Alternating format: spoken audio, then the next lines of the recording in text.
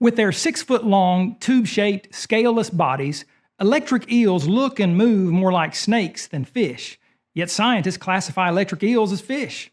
Adding to the confusion, however, is that scientists do not classify electric eels as eels, but knife fish. But enough about the confusion. What about the electricity? How do electric eels produce electrical charges? Well, it's all in the design of the animal. This curious creature has 3 pairs of organs, 6 in all, which make up nearly its entire tail region, about 80% of its body. These organs are made up of about 6,000 electroplaques. Electroplaques are muscles arranged like batteries. These muscles don't contract like normal muscles. Instead, they give off electrical charges. At will, an electric eel can send signals from its brain through perfectly positioned nerves to its battery-like muscles. What's more, this eel can choose to produce a small current of electricity, or it can carry out a shock of up to 600 volts, enough to stun a horse. Electric eels use this electric current for a variety of reasons. They obviously use this ability for self-defense purposes. Who wants to bother a fish that can electrocute you? They use it in order to stun or kill their prey. They use it to communicate with other electric eels. Furthermore, since they normally live in slow-moving, murky rivers and streams of South America, scientists tell us electric eels can set their batteries on low and create an electromagnetic field that helps them navigate. With such an ability, they can detect underwater objects, including prey and predator. How can purely naturalistic evolutionary theory ever adequately explain a creature as extraordinary as the electric eel? How did the first electric eel evolve from a non-electric eel?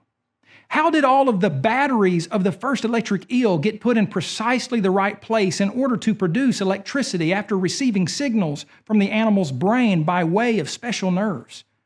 How can evolutionists logically explain the electric eel's ability to not shock itself whenever it produces electric charges?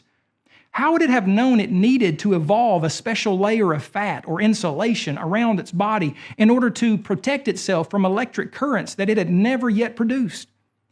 And if the animal had not yet produced its special insulation, how would it have survived continued electrocutions without it? The only explanation that logically explains the first electric eel is the existence of a supernatural designer.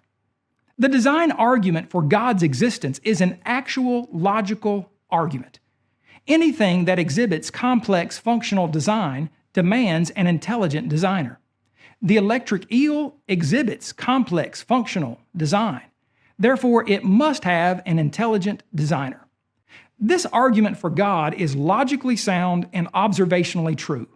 The simple fact is, to deny either premise of the design argument is to deny reality, while to deny the conclusion is to deny logic. Some act as if natural selection and random mutations over millions of years is all you need for amazingly designed living things. But such processes cannot create complex functional design from nothing.